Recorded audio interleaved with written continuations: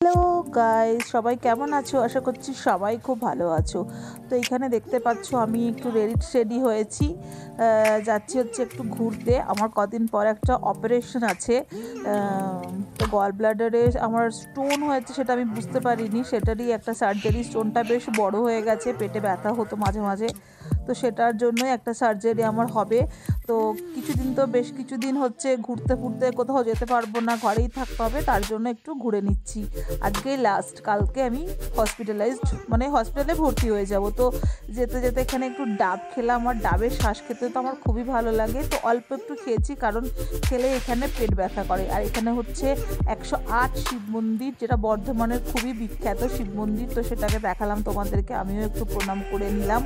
আর দেখো, কলকাতার এই ঘিঞ্জি ঘিঞ্জি রাস্তা থেকে এই খোলা মাঠ, আকাশ দেখতে বেশ ভালো লাগে। আমি তখন বেশ কিছুদিন দেখতে পারবো না, তার জন্যই আরও বেরোনো। তো বললো সন্তু যে চলো একটু ঘুরিয়ে নিয়ে আসি তোমাকে বাইরে থেকে। আর এই দেখো চলে এসছি আমরা। এখানে আজকে লাঞ্চটা করব খোয়াইতে। এখানে খুব ভালো থালি পাওয়া যায়, খুব সুন্দর একদম, মানে বাঙালি ফ্লেভারটা যদি তুমি খেতে চাও বর্ধমানে, তো হোটেল খোয়াইতে একবার আসতেই হবে। তো যাই হোক, আমরা এখানে একটু ঘুরে ঘুরে ভিডিও করছিলাম।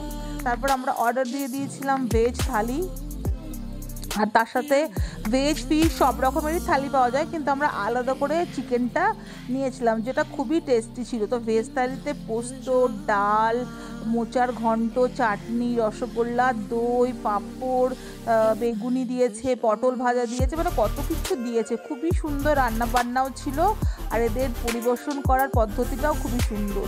আর লাস্টে একটা মিষ্টি মুখ করে শেষ করলাম। বাই।